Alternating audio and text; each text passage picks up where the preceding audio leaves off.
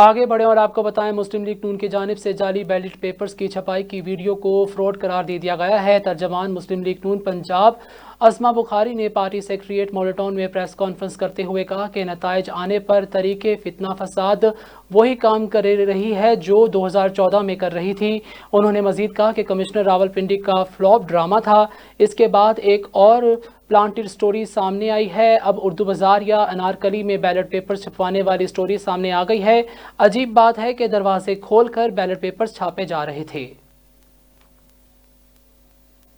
उनका मेंबर हो वो सहाफी होते हैं और फिर वो इस्तेमाल होने के बाद वो बड़ी ढिठाई से वो जो प्लांटेड स्टोरी है वो अपने सोशल मीडिया अकाउंट्स पे तो नहीं लगाते, अपने यूट्यूब चैनल्स पे भी नहीं लगाते, अपने फेसबुक अकाउंट्स पे भी नहीं लगाते, लेकिन वो मुख्तलिफ चैनल्स के पास लेके जाते हैं कि इसको चला दें, ये प्लांटेड स्टोरी चला दें।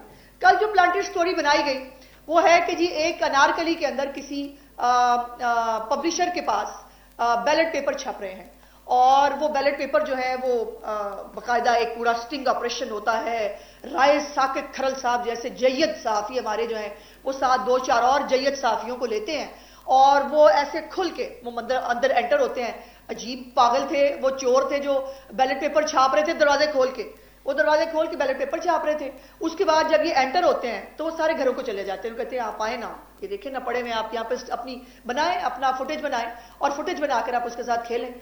और कोई नहीं मिला बैलेट पेपर छापना से इर्द गिर्द हमें, मतलब कोई जगह नहीं मिली कि अगर हम नहीं बैलेट पेपर छापने थे तो हम इतने कोस दूर हम लाहौर में आके बैलेट पेपर छपवाने हैं। बैलेट पेपर छपवाने, सवाल नंबर 2, बैलेट पेपर छपवाने की जरूरत क्या है? हम तो खुद दोबारा गिनती की दरखास्त दे चुके हैं।